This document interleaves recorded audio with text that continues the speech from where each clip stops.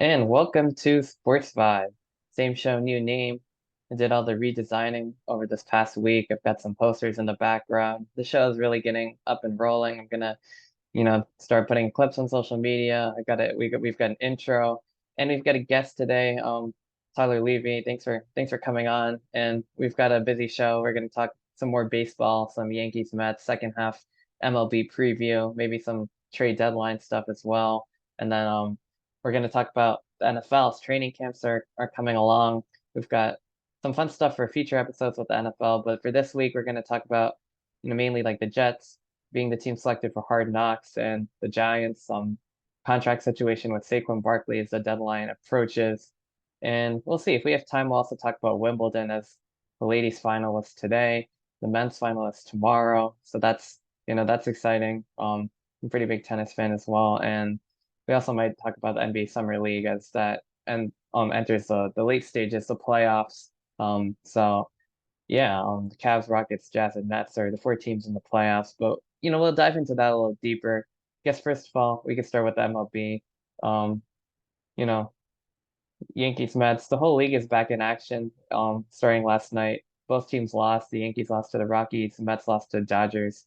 So not too great of a start for either team in the second half. And yeah, I mean the Yankees are tied for last in the AL East now. And Come on. The Red Sox are in the fourth place. I mean, honestly, like the fact that the Red Sox right now are over 500, that itself is like an achievement for them. But I'd say speaking of disappointing MLB teams, let's not talk about the Yankees, the Mets, the Padres, all coincidentally the three teams with the biggest payrolls.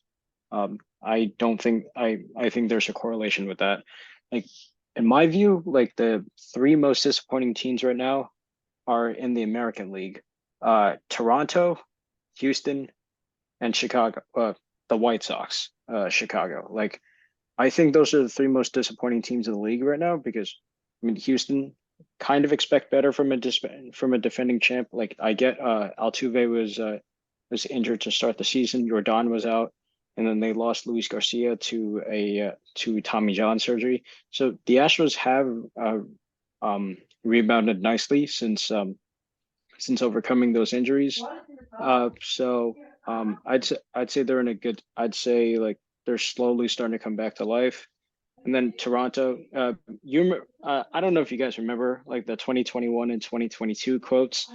21, no, it was hang on, oh, crap. Uh, after 22, Vlad, I think it was Vlad Guerrero. He said, 2021 was the trailer, 2022 is the movie, and well, so far, for 22, we saw them lose a wild card matchup to Seattle Mariners, and uh, you know, for a team who's supposed to be like on the movie trend, um, I'd say Toronto's not exactly in a great spot right now. I mean, like, granted, they are like the third wild card team right now at the time of this recording, but kind of expected better for them. And then, of course, the White Sox. Like the White Sox are just I don't even know if pathetic is the right word to describe that. I mean, Liam Hendricks coming back from chemo, definitely a great story. But that doesn't change the fact that the White Sox suck. What are your guys' thoughts on like the three most disappointing teams in the league right now? Not counting like the heavyweights. I can tell you the most disappointing team, and it's actually in the National League Central, and that's the St. Louis Cardinals. You're talking about a team that was a sure lock to win the division, go on a big postseason run. They got Jordan Montgomery in place of Harrison Bader last year at the trade deadline, and Montgomery was very solid for the Yankees, and he's looked very good this year for the Cardinals. But you have Nolan Arenado, you have Paul Goldschmidt, two guys who looked very well in spring Goldschmidt was training the for Team MVP last USA. year. Goldschmidt did win MVP coming off that season. Arenado with another Gold Glove, Silver Slugger. Both of them looked pretty solid for Team USA in the World Baseball Classic. Lars Nootbaar became, with the exception of Otani, the king of Team Japan. and what he did during the World Baseball Classic. So you got players, your star players coming in hot into the season after spring training, World Baseball Classic, obviously a bit different format this year than you're used to seeing. And they were locked to win the division. Started off a little slow, but they weren't getting blown out. They were just losing very close games, 1 run, 2 run, few 3 run games here. And you had the Pirates in first place, and that wasn't going to last. And the Cubs were in first place. You're like, okay, are the Cubs for real?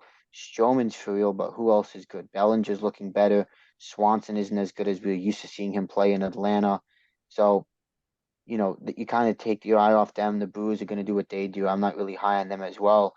And then the Reds were going to get last place again. They had a bunch of nobodies, and Joey Votto was out to start the year. Well, the Reds are one of the most electric teams. At the time of this recording, I would say they're the most electric team in baseball with all of the youth, with Joey Votto back, most notably De La Cruz and what he's able to do in the ball club. And the Cardinals are in last place looking to trade Goldschmidt, looking to trade Arenado, the two star players who are bringing fans in the seats.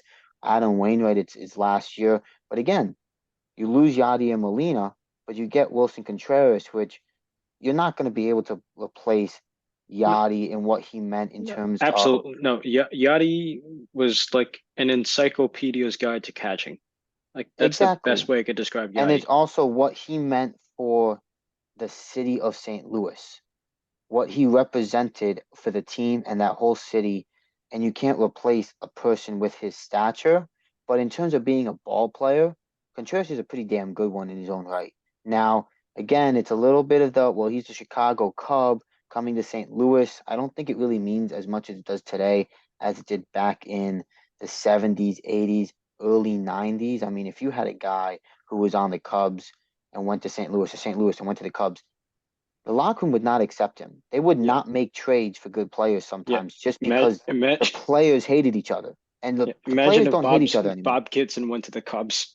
Exactly. And the players don't hate each other like they did back then anymore because everybody works out together in the off season. And that goes for every single sport. Everybody is working out together. Everybody trains together. And I think it's nice that you get to see in the off season players training together. But at the same time, I do like that old school. You're my rival, so I'm not going to talk to you. I'm not going to associate myself with you. If you come to our team, Of well, we don't course. want you here, so get out of here. But you get Contreras, and that's as good as a replacement as you could get at catcher. And again, just the team in general is so disappointing, and they're not that high up on the payroll, but they're not that far down as well. And again, when you mentioned the Yankees, the Mets, the Padres, teams that are spending the most, and you said you could talk about that, and I'm sure we could have a great discussion about how payroll is correlating this season. But the Cardinals are a team who have some heavy hitters on the payroll, and they are just underperforming more than any team in baseball. They're one of the worst teams in baseball right now. They're almost on the Kansas City Royal level, which is just one step above the soon to be Las Vegas Athletics level. Yeah, Hmm. it's like, for the past 20 years, you could argue the St. Louis Cardinals have been the class of the MLB. Like maybe not like the San Antonio Spurs of baseball, but like they were still like pretty big up there. Like, they don't really spend a whole lot. They're all about internal development, rising up players from their minors, and then, just finding random nobodies to become franchise icons. I mean, first example I could think of is David Freese. Like, I was just about to say David Freese, who declined the Hall of Fame invitation. And I think that says something about him as a character. He holds the St. Louis Cardinals at such a high standard, almost absolutely. a almost a Yankee-esque standard, the way people used to talking about the Yankees, that they're just such a high club. And I remember the Yankees wanted to sign Ichiro on an extension, and Ichiro said, I cannot play baseball at a high enough level for this organization. He ended up going to Miami before finishing his career in Seattle. And again, without Freeze, they probably don't win that World Series against Texas. So for him to not be in is, shocking. However, I think it's a great deal of class from him. I know it got a little backlash from the fans because the fans did vote him in, but you're absolutely right. You have Wainwright, Molina, and who are, franchise players. Obviously, Pujols came back and had a tremendous second half last year. But when you look at other guys, Beta was you grew Beta before you traded him to the Yankees. Tyler O'Neill, you grew him. He's a solid player. Lars You got Jack Nootbaar, Flattery. Jack Flaherty, exactly. You got some good pitching to Jordan Hicks in the bullpen, and he's a flamethrower. So you have some really good players. And then you go out and you get the two big guys you need in Goldschmidt and Arenado, and they're not playing bad baseball. As you mentioned, Goldschmidt won the MVP last year.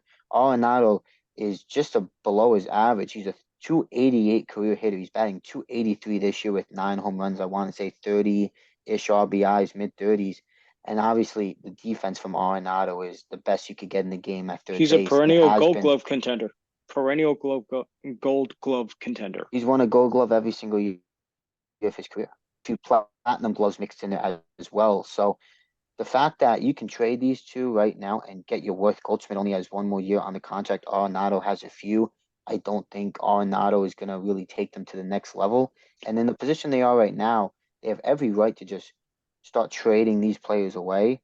But if you told people before the season that come, the time we're filming this, it's July 15th, 15, 16 days before the trade deadline, that the Cardinals will be in last place and would be looking to ship Goldschmidt, who just won the MVP, We and would have left it, you Arenado. silly. Exactly.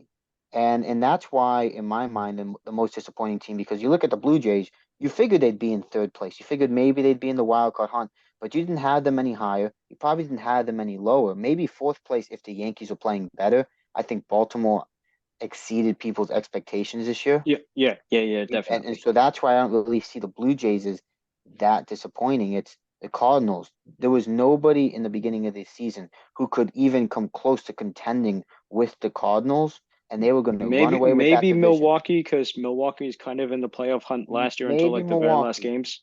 Yes, that's very true. Maybe Milwaukee again a lot relied on Christian Yelich and the health of the pitching staff. Obviously, they shipped Josh Hader to San Diego, so that changes some things in the bullpen as well. Willie Adames, who was great in Tampa Bay, has not looked that good in Milwaukee. Rowdy Tellez is very similar to Daniel Vogelback. How are they going to play?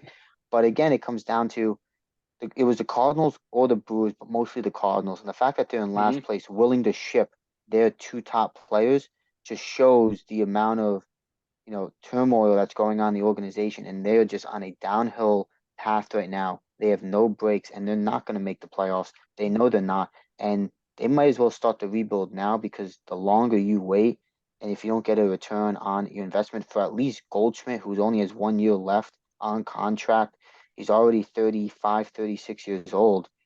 You're really going to put yourself in a bit of a hole than you already are in right now. And so to me, that's why they're the most disappointing team based on expectations. I think even the Oakland Athletics are below expectations for them as a team right now. Well, that's easy to say because no one had any expectations for the Oakland Athletics. Them going on a 4-game win streak, the A's fans might as well throw a parade for that because that's probably the last thing they're going to celebrate.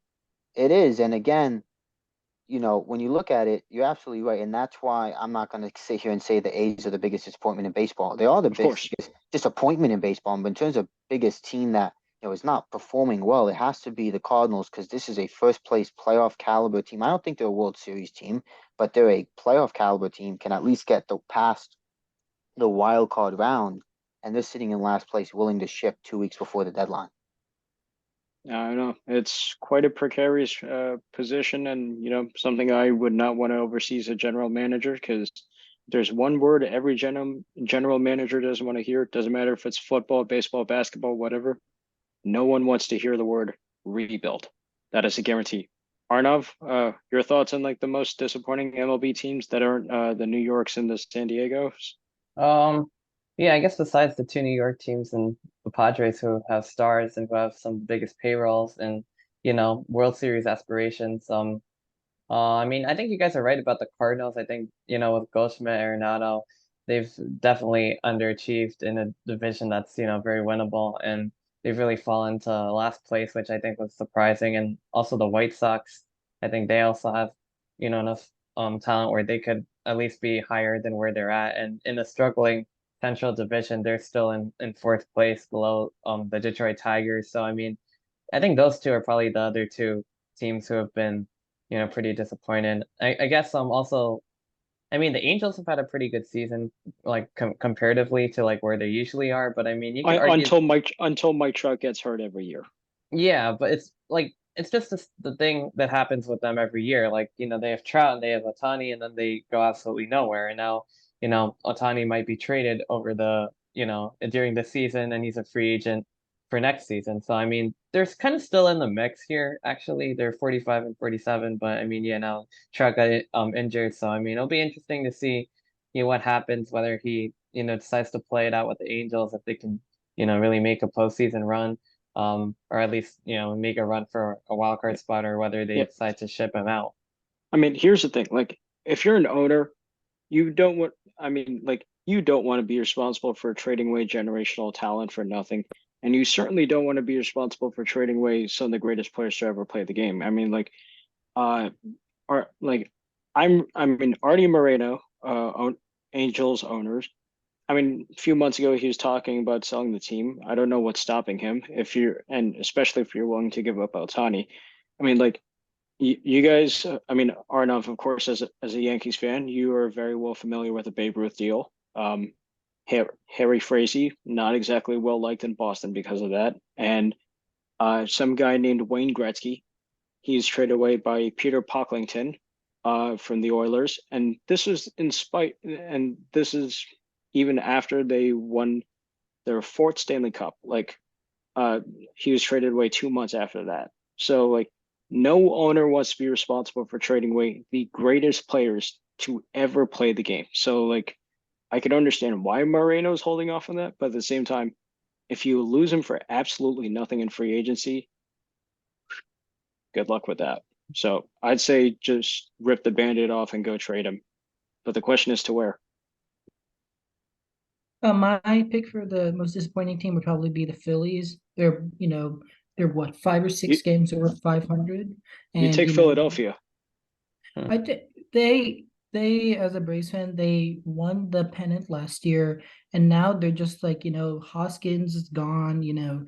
They're barely over 500. I mean, they need some work to do compared to I mean, but where I everybody mean, but come on, expected them to be. they were in this position almost all of last year until like the last 3 weeks where they were like they got hot and then cooled off a bit and then they snuck into the wild card. So I mean, Well, I mean, like even if a team makes, the World Series or something, you're still gonna expect a lot of things out of them the next year. oh That's yeah, the no, idea. no question there.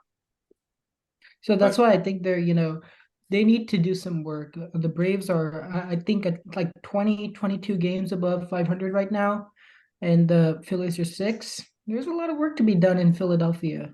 well, it's not about the record at the end of the season. It's about how it's about how you do it in the postseason. Because every team, once the Mhm. postseason starts, you're 0-0. There's a clean slate, yeah. Hmm. I would I would know. have I to would know. Unfortunately, I would have you to were saying, Tyler? disagree. I would have to disagree. I think that the Phillies are basically exactly where you would expect them right now. Maybe, you can argue, well, they should be above Miami, but let's be real. If you Yeah. want to argue, it should be Atlanta, New York, then Philly. So no matter how you want to cut it, and Or you could hypothetically, argue New York and Atlanta like yeah, that. Like, exactly. New York could have very well Yeah, the easily been in Mets. first Hmm. place if Mhm. Atlanta decided not to win every single game like last year. When you look at Philadelphia, you mentioned they lost Reese Hoskins at first base. That's okay because you pick up a guy in Trey Turner who's a better Yeah. player. So the expectation for Turner, I think, is higher. Obviously, he's not playing that well right now, and that's a different story. But you don't have Bryce Harper for the majority of the year. And when you look at before the season, Harper wasn't supposed to play until around the All-Star break, if not even later. yeah, Instead, he comes he came back back and earlier than expected. he came back second week of May. He still can't play the field yet, so you have to throw Schwarber and Castellanos out there, and they're a bit of a liability defensively. Schwarber is actually, statistically speaking, the worst left fielder in baseball, Hmm. and then Castellanos isn't that bad in the grand scheme of things. He's a pretty solid arm. He makes some nice diving plays, but he doesn't get to all the routine plays like you see. I really do like Brandon Marsh in center. I think he's very solid. But right, you want Bryce Harper in right field and then Castellanos and left with Schwarber as the DH, and you can't get that right now. But the Phillies, like you said, they're kind of right where they were last year. This is not a team that got significantly better. Now, if they still had Reese Hoskins and Trey Turner was playing up to his contract and they had a full season a Bryce Harper, then we can make that argument. But they also lost some guys. They lost Zach Eflin, who was very solid for them last year, and it He's really in took a Tampa toll Bay to the, now. he's in Tampa Bay, and they took a toll to the rotation. Aaron Nola is very streaky. Zach Wheeler is dominating right now. Taijuan Walker is again very streaky. You saw it in New York the last 2 years. Phenomenal first halves, pretty horrible second half. So if he could just stay consistent, he'd be a nice man in that rotation. The bullpen does need some help, but this isn't a team that went out and got that much better. All they did was get rid of Eflin, get Taijuan Walker in place, and get Trey Turner on the big contract. And yes, Trey Turner, that's a win for the offseason in general. And Walker's a bit more youth than Eflin has and a bit higher of a ceiling.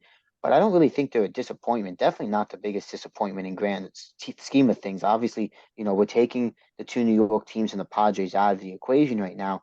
But even if you include those 2 teams, or 3 teams, I guess it would be, the Phillies are still nowhere close when you have a first place team in the Cardinals, struggling right now. The NL Central is a disaster. Excuse me, the AL Central is a disaster. The Boston Red Sox would be 3 games up in first place had they been in that division. Well, I guess now the Yankees would be 2 games up in first place because they're the last place team in the AL East at this time.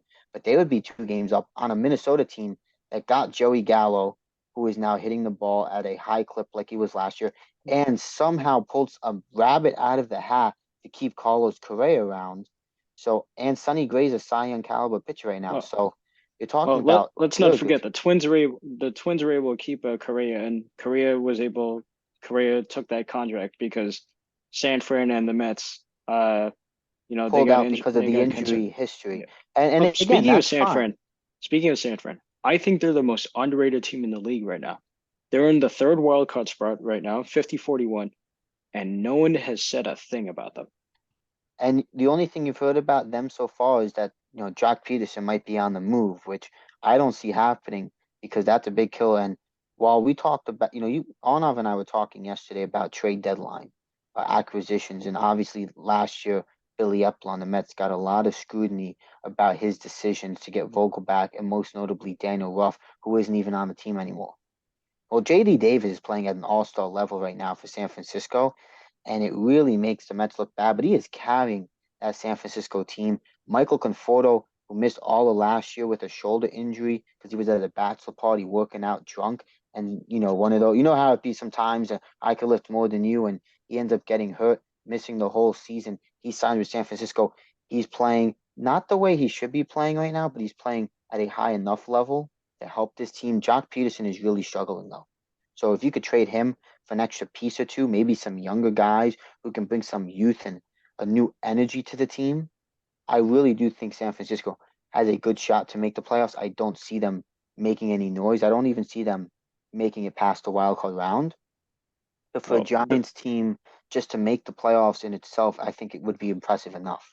I mean, they're really not that far behind the Diamondbacks and the Dodgers right now. The NL West is anyone's game except for Colorado. Absolutely. And, you didn't expect anything from Colorado. Colorado is, it's what it is in Colorado. I don't see them being good for a long time. They don't have a great promising farm system. They didn't get that much in return for Arenado. They got Chris Bryant, CJ Cron, Elias Diaz was the big name this past All-Star game. And I like McMahon at third base. So they have some solid players on the team, but the pitching is a disaster. They're not winning ball games outside of Coors Field, even though they are sub 500 at Coors Field as well, which is a rarity for them. So, you take them out of the equation. The Padres are still kind of in the running. But again, the Giants are close by, but the Diamondbacks and Dodgers, especially once the Dodgers get fully healthy, it's going to be one of their 2 divisions. And right now, the Dodgers are unfortunately balling when they're still without. Well, they just recently lost Dustin May to yet another season-ending injury. I think this is his second one since 2021, if I remember correctly. And Walker Buehler still isn't pitching for them, right? Like Buehler has he's not still been rehabbing. pitching. Buehler has not been pitching. Kershaw was just put on the 10-day IL right As before the usual. All-Star break, as usual. So he missed the All-Star game as well. They looked good last night. Again, time we're recording this, last night they just one hit the Mets. It was a leadoff double, home run that got reviewed. Nimmo ended up getting a double. to start the game off And the Urias, Mets did and not then the do Mets did anything. not have a single hit after that. So, They the had Dodgers are one looking man on sharp. base because of a walk, and after that they had literally nothing. Exactly. It was a combined one hitter. Urias pitched 8 innings, I believe. He looked very solid. And he's a solid pitcher. A lot of people remember what he was able to do in the World Series for the Dodgers. So he's a very solid pitcher for them. You had Tony Gonsolin tonight, going at the time we're recording this against Kodai Senga. So again, if the Dodgers are healthy, you're talking about maybe Urias even in the bullpen, and Yeah, that's saying I something because personally it's a like dominant Urias pitcher. better as a bullpen pitcher. Like I personally think he fits better as a bullpen pitcher because, I mean, like when it comes to the postseason rotation, you always have those 4 or 5 guys. Like you always have like a 5-man rotation. You need to drop one down to four, and because you want your 4 best pitchers ideally in a 7-game series. But Sometimes if even you, dropping to three depending on days off. yeah, yeah, but like if like Julio Urias, like he's a fairly consistent starter. But if you put him in the bullpen, he can give you long innings, he gives you flyouts, and he sometimes gives you strikeouts. Like generally he averages like some of the lowest pitches per inning. So like and that's because of what type of pitcher he is. He induces a lot of contact. Like well, not singles and doubles. You don't want to do that as a pitcher, but he induces a lot of ground ball contact and fly ball contact. So that's something that will be useful for the Dodgers in the postseason. I mean, He's also very comfortable. He's yeah, comfortable out of the bullpen. And when you get a guy who can give you length out of the bullpen as well as has a good enough arm so you could pitch 2, 3, 4 games in a row, has that comfortability of warming up and coming out of the bullpen. It's almost like you talk about the utility players now because everybody needs extra pitching in the bullpen. So you need to have at least one guy on the bench who can be a utility player. When you look around the league, that's what you're seeing. Isaiah Kiner-Falefa on the Yankees is a bit of that utility player. Jeff McNeil, who's an all-star for the Mets, he's a utility player. He's been able to play all over the place. Wilmer Flores out in San Francisco, he's able to play all over the place. JD Davis has played outfield a few times as well for them instead of third base. So you got guys all around the league who you can plug in at multiple positions coming off the bench or even starting, and that's extremely beneficial for teams. And Urias is really one of the only pitchers who you can do that with. You can put him in the bullpen or you could start him, and he's just as comfortable either way. You really don't see it that much around the league unless you get a long reliever who starts a game because someone gets hurt or you have to play a double header. But those are different exceptions. Urias is really the only starting pitcher who can be moved to the bullpen and be comfortable warming up and going through a shortened routine to get ready to come in. yeah, yeah, and that's what unfortunately contributes towards the Dodgers never dying ability to be sneaky lethal. Like, unfortunately, I mean, I can cross my fingers and hope and pray that the Dodgers collapse and miss the postseason entirely. The baseball world will absolutely love that. But the sad fact is that's never going to happen, at least not for this season. Not for this season, in a great position right now. And again, what happens with, when everybody comes healthy is just going to be dominant. They're going to be more dominant when the pitching gets healthy. Mookie Betts, I think, can still turn it on another gear. Freddie Freeman is looking like an MVP right now. So they're playing some pretty solid baseball in LA, which I think everybody here has been accustomed to seeing. Yeah, I'm. Yeah, Arnav, what's your thought on? Well, first of all, give us your take on the most underrated team in the league right now. I mean, yeah, there's definitely like a few teams that you can take into account.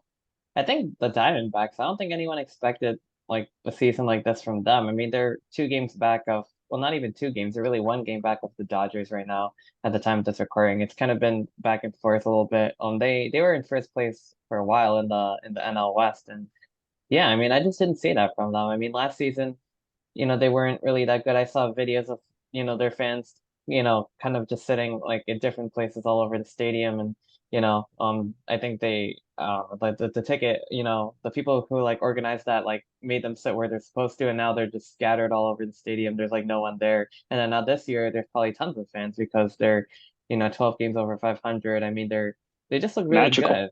yeah, I mean, it's just been an absolute, great start for, for the season for the D-backs. I mean, I think they can keep it up. I mean, it's more than a start. I don't know. I think the Dodgers, like once they get fully healthy, I think, they're gonna be able to kind of take over first place. But I see the Diamondbacks, at least being like a sneaky wild card team. They can, maybe even, surprise some people in the postseason. And I guess another one would probably be like the Texas Rangers. I mean, they've really made improvements. They still lead the defending champs Houston Astros, who I guess also have had injury concerns and things like that. But I mean, the Rangers have really, played well this season, and leading the AL West against teams like the Astros and even like the Mariners and Angels. I mean, it's pretty impressive. It'll be interesting to see if Texas can also keep that up. So I think those are probably the two teams that I have in mind for underrated teams. Well, let me tell you why Well, I okay. don't think Um, Arizona's that good, and that's because when you look around the league, there's a lot of teams with young talent. You saw it with Cleveland last year in the playoffs. You saw it with Baltimore in that late season push once they called up Adley Rutschman to play catcher. So when you look around the league, there's a lot of solid teams with young players who are fast and they don't hit for home runs, they just hit for contact. You got Baltimore as a team.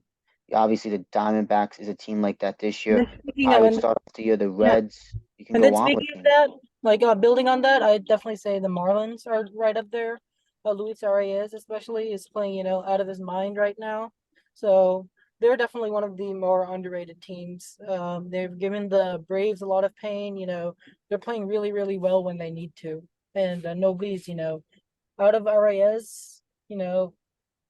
We'll see. They're really underrated though, and coming from a team that's in the same division as them. Well, I think you could also say Cincinnati, who's in first place and is probably going to run away with the division in the NL Central Hmm. at this point. They have to be them and the Diamondbacks would have to be, maybe the most underrated teams, but maybe not so much Cincinnati anymore. They're getting a lot of respect with De La Cruz coming up. Again, they'll have to see how long that magic can last because it is only a matter of time before MLB pitching can figure him out and start getting him off the field sooner than when he touches home. Yeah, no, I think those are all good points. Yeah, we're about out of time, so we're gonna come back with some NFL Wimbledon Summer League. But this has been part one. Thanks for listening, and we'll see you next time.